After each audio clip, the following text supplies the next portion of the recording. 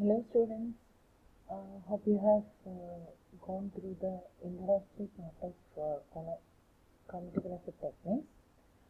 So we have learned about different types of chromatographic techniques based on the principle of separation and also based on the different phases involved. So now we are going to learn about typical chromatographic techniques. That means individual chromatographic techniques. In that, first of all, we have the column chromatography. So in this class, we will discuss about the theory of column chromatography, then how the column is prepared, how the separation process is taking place, and what are the important applications of chromatographic techniques. That means especially the column chromatography. So, as an introduction, you already know that the chromatography is an important technique which enables the separation, identification and purification of the components in a mixture for the qualitative and quantitative analysis. Okay, in this, it is a separation process in which the mobile phase carrying a mixture is caused to move in contact with a selectively adsorbent stationary phase. ഏത് ക്രോമറ്റോഗ്രാഫിക് technique എടുത്തു കഴിഞ്ഞാലും അതിനകത്ത് സംഭവിക്കുന്ന എന്താണ്, mobile face നമുക്ക് separate ചെയ്തിടുന്ന മിക്സറിനെ carry ചെയ്തുകൊണ്ട് പോകുന്നു. ആ ക്യാരി ചെയ്തുകൊണ്ട് പോകുന്ന വഴിക്ക് സ്റ്റേഷനറി ഫേസിൽ എത്രത്തോളം സെലക്റ്റീവായിട്ട് അബ്സോർബ് ചെയ്യുന്നുണ്ടോ അതിനെ ബേസ് ചെയ്തുകൊണ്ട് നമുക്ക് സെപ്പറേഷൻ പ്രോസസ്സ് നടക്കുന്നു.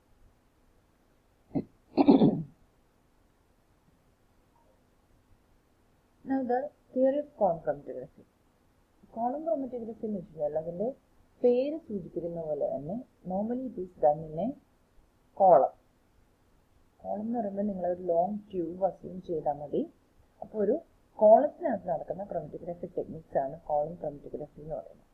ഇനി അതിൻ്റെ പ്രിൻസിപ്പിളായിട്ട് പറയുകയാണെന്നുണ്ടെങ്കിൽ അല്ലെങ്കിൽ തിയറി ആയിട്ട് പറയുകയാണെന്നുണ്ടെങ്കിൽ it is a technique in which the substances to be separated are introduced onto the top of the column packed with an adsorbent, passing through the column at different rates that depends on the affinity of each substance for the adsorbent and for the solvent or solvent mixture, and are usually collected in solution as they pass from the column at different times. Normally, it is a solid liquid technique in which the stationary phase is a liquid and mobile phase is a liquid or gas. നമ്മളുടെ column ക്രോമറ്റോഗ്രാഫിക്കകത്ത് സംഭവിക്കുന്നത് എന്താണ്, നമുക്ക് separate ചെയ്യുന്ന മിക്സറിനെ ഒരു കോളത്തിൻ്റെ ഒരു packed കോളത്തിൻ്റെ ടോപ്പിൽ introduce ചെയ്യുന്നു. ആ ഇൻട്രൊഡ്യൂസ് ചെയ്ത് കഴിഞ്ഞതിന് ശേഷം അതിനെ താഴേക്ക് പാസ് ചെയ്ത് പോകുന്നു. പാസ് ചെയ്ത് പോകുമ്പോഴത്തേക്ക് ഓരോ കമ്പോണൻറ്റിൻ്റെയും അഫിനിറ്റിക്ക് അനുസരിച്ച് എത്രത്തോളം അബ്സോർബ് ചെയ്യുന്നു എന്നുള്ളതിനെ ഡിപ്പെൻഡ് ചെയ്തിട്ട് നമുക്ക് സെപ്പറേഷൻ പ്രോസസ്സ് പോസിബിൾ ആവുന്നു. ഇനി നമ്മളുടെ ക്രോമറ്റോഗ്രാഫിക് ടെക്നിക്ക് പറഞ്ഞ കാര്യമുണ്ട്, രണ്ട് ഇമ്പോർട്ടൻറ്റ് ടെർമിനോളജി ഉണ്ട്, മൊബൈൽ ഫേസും സ്റ്റേഷനറി ഫേസും. മൂവിങ് ഫേസ് ആണ് മൊബൈൽ ഫേസ് എന്ന് പറയുന്നത്, സ്റ്റേഷനറി ആയിട്ട് നിൽക്കുന്നത് സ്റ്റേഷനറി ഫേസ് അല്ലെങ്കിൽ സ്റ്റേബിൾ ആയിട്ട് നിൽക്കുന്ന സ്റ്റേഷനറി ഫേസ്. ഇനി കോളം ക്രോമറ്റോഗ്രാഫി എടുത്തു കഴിഞ്ഞാൽ in column chromatography, the mobile phase should have some roles. That means it is first of all acting as a solvent. That is, the sample mixture can be introduced in the column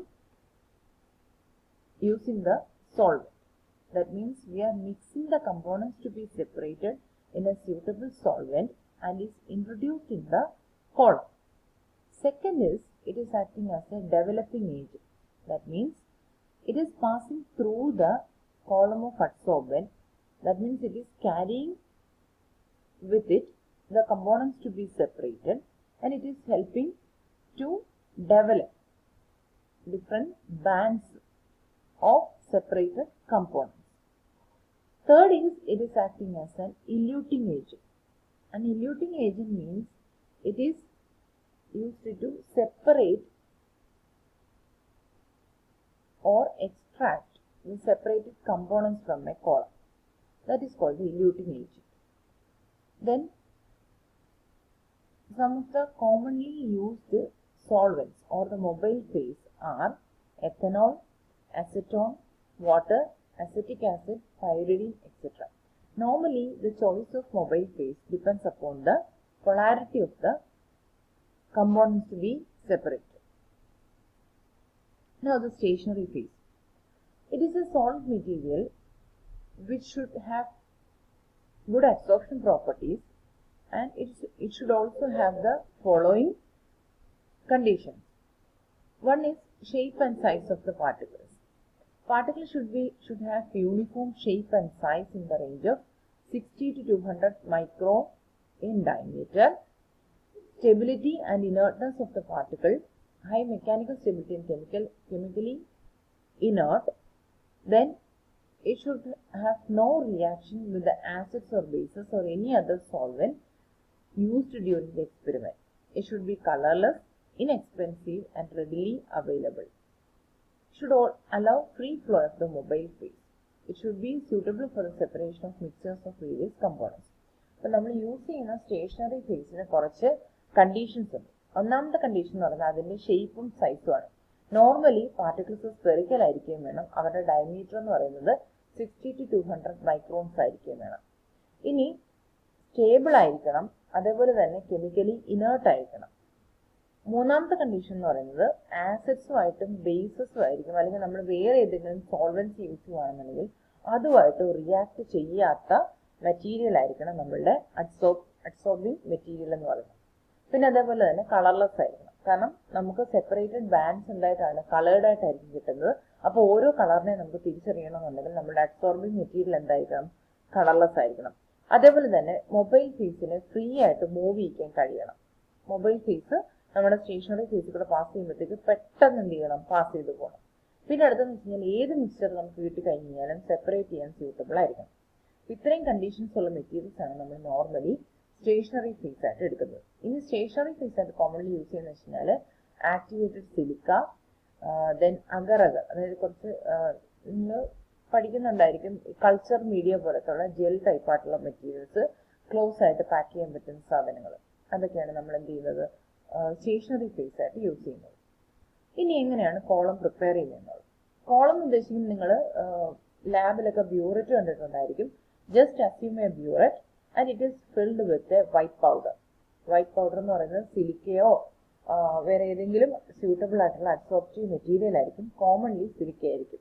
okay, അല്ലെങ്കിൽ aluminium ആയാലും പറ്റും. Silica gel അല്ലെങ്കിൽ aluminium ആയിരിക്കും. നിങ്ങളൊരു white powder ഒരു ബ്യൂററ്റിനകത്തേക്ക് fill ചെയ്യുന്നതെന്ന് ഉദ്ദേശിച്ചാൽ മതി. ഇതിന്റെ ബോട്ടം പോർഷനിൽ എപ്പോഴും നമ്മൾ കോട്ടൺ വൂൾ വെച്ചിട്ട് അല്ലെങ്കിൽ കോട്ടൺ പ്ലഗ് വെച്ചിട്ട് എന്ത് ചെയ്യുന്നു? അടച്ചിരിക്കും. അടച്ചതിന് ശേഷമാണ് നമ്മൾ ഇതിനകത്തിലേക്ക് എന്ത് ചെയ്യുന്നത്? പാക്കിംഗ് മെറ്റീരിയൽ പാക്ക് ചെയ്ത് വെക്കുന്നത്. ഓക്കെ, അപ്പം ഈ ലിക്വിഡ് ക്രോമറ്റോഗ്രഫിക്കകത്താണെന്നുണ്ടെങ്കിൽ നമ്മൾ നോർമലി 25 to 50 സെന്റിമീറ്റർ ലോങ് ആയിരിക്കും. അതേപോലെ തന്നെ 4 mm ഡയമീറ്റർ ഉള്ള കോളംസ് ആയിരിക്കും നോർമലി യൂസ് ചെയ്യുന്നത്. പിന്നെ ഡിഫറെന്റ് ലെങ്തും ഡിഫറെന്റ് ഇന്റേണൽ ഡയമീറ്റർ ഉള്ള കോളംസ് നമുക്ക് യൂസ് ചെയ്യാൻ പറ്റും. ഈ കോളംസ് തന്നെ നമുക്ക് ഗ്ലാസ് വെച്ചുണ്ടാക്കാം, സ്റ്റെയിൻലെസ് സ്റ്റീൽ വെച്ചുണ്ടാക്കാം, അങ്ങനെ ഡിഫറെന്റ് മെറ്റീരിയൽസ് വെച്ചും ഉണ്ടാക്കാം. ഓക്കെ, അപ്പം ഇതാണ് നിങ്ങൾ ചിന്തിക്കേണ്ട കാര്യം എന്ന് വെച്ച് കഴിഞ്ഞാൽ ഒരു ബ്യൂററ്റ്, ആ ബ്യൂററ്റിന്റെ നോബിന്റെ ഭാഗം നമ്മൾ അടച്ചു വെച്ചേക്കുന്നു. അടച്ചു വെച്ചതിന് ശേഷം അതിനകത്തിലേക്ക് എന്ത് ചെയ്യുന്നു? ഒരു വൈറ്റ് പൗഡർ, അതാണ് സിലിക്ക ജെൽ, നമ്മൾ ഫിക്സ് ചെയ്ത്, അതായത് ഇവിടെ നമ്മൾ എയർ ഹോൾസ് ഒന്നും ഇല്ലാത്ത രീതിയിൽ തിക്കായിട്ട് പാക്ക് ചെയ്തു. നമ്മളിങ്ങനെ തട്ടിയിട്ട് എന്ത് ചെയ്യുന്നു? തിക്കായിട്ട് ആ ട്യൂബ് നമ്മൾ പാക്ക് ചെയ്ത് വെക്കുന്നു. ഇത്രയേ ഉള്ളൂ നമ്മളുടെ കോളം പ്രിപ്പറേഷൻ എന്ന് പറയുന്നത്. സ്യൂട്ടബിൾ അഡ്സോർബിംഗ് മെറ്റീരിയൽ എടുക്കുന്നു, ഒരു ലോങ് ട്യൂബ്, ഡിസൈറബിൾ ഡയമീറ്റർ ഉള്ള ലെങ്ത് ഉള്ള ലോങ് ട്യൂബ് എടുക്കുന്നു, പാക്ക് ചെയ്യുന്നു. ഇനി പ്രൊസീജിയർ നടക്കുമ്പോഴത്തേക്കെന്ന് വെച്ചാൽ ആദ്യം നമ്മളുടെ സോൾവെന്റിനകത്ത്, സ്യൂട്ടബിൾ സോൾവെന്റ് എന്ന് പറയുന്നത് മൊബൈൽ ഫേസ് തന്നെയാകാം, അതേപോലെ ആ സോൾവെന്റിനകത്ത് നമുക്ക് സെപ്പറേറ്റ് ചെയ്യേണ്ടുന്ന മിക്സ്ചറിനെ ആദ്യം മുകളിൽ കൂടെ എന്ത് ചെയ്യുന്നു? ഈ കോളത്തിനകത്തേക്ക് ഇൻട്രൊഡ്യൂസ് ചെയ്യും. Okay, first of all you open the tap.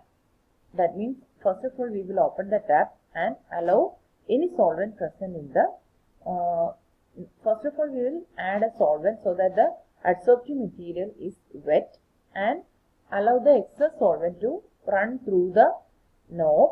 Then after that we will close the knob and then introduce the material to be separated in a suitable solvent. That means a mixture mixed with a suitable solvent.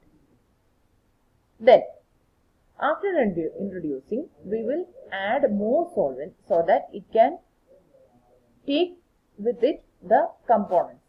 That means here we are introducing the solvent. The solvents will flow down, and when it is flowing down, it will carry the components to be separated to the bottom, from top to bottom. Okay. So in the next picture you can see that this was the mixture. Then depending as the solvent is moving, the yellow component is moving down. That means the yellow column portion is moving down. Again, similarly, the blue portion is also moving, and again it is towards the bottom, and then we are releasing it. So when the when through the stationary phase, when the mobile phase is passing, it is taking with it the components to be separated, and depending upon the adsorption rate, that means how strong the material is adsorbed on the column, the separation process is taking place. So that at the end we can get the different columns, that means different components as a column. Now, the process of washing the compounds through the column using a solvent is known as the elution. That means whenever we are getting the components, that means whenever we are getting the components in separate columns, we are adding the eluting solvent so that we can separate it from the column.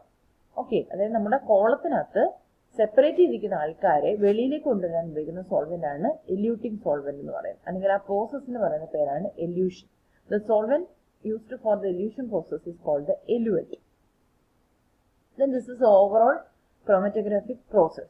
That means we are first of all packing the column, that means preparing the column, then loading the sample. This is the stationary phase, and we are adding the mobile phase. Here we are adding the mobile phase. This is the sample to be separated. Okay. Then when a component is having weaker interaction, it is actually obtained first, then strongly adsorbed once. So depending upon the strength of adsorption between the stationary and mobile phase, the separation process is taking place.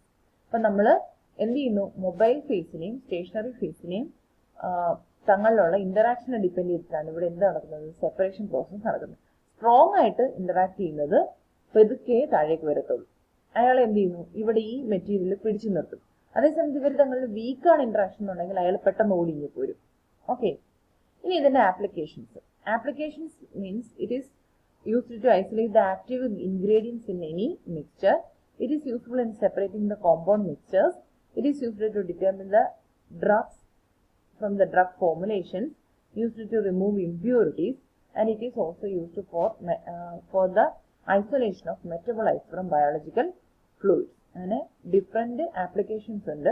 Simple ആയിട്ട് നമ്മൾ പറയുകയാണെന്നുണ്ടെങ്കിൽ separation, purification and identification എന്ന് പറയുന്നതാണ് നമ്മുടെ chromatography ടെക്നിക്കുകളുടെ എല്ലാം application എന്ന് പറയുന്നത്. ഇപ്പോൾ കോളം ക്രോമറ്റോഗ്രഫി എന്ന് വെച്ച് കഴിഞ്ഞാൽ എന്താണ്, കോളത്തിൽ നടക്കുന്നതാണ്. മൊബൈൽ ഫേസ് നമ്മൾ കോളത്തിൽ കൂടെ പാസ് ചെയ്യുന്നു. സ്റ്റേഷനറി ഫേസ് എന്ന് പറയുന്ന ഒരു ട്യൂബുലാർ കോളം ആയിരിക്കും പാക്ഡ് വിത്ത് suitable adsorbing material. പിന്നെ depending upon the selective adsorption or the strength of adsorption of different components to the stationary phase, the separation process is taking place. And at the end, the separated components are appearing as separated bands, and these bands can be separated into or obtained as independent components or individual components by the process called elution, and the solvent used for that process is called eluent. Okay.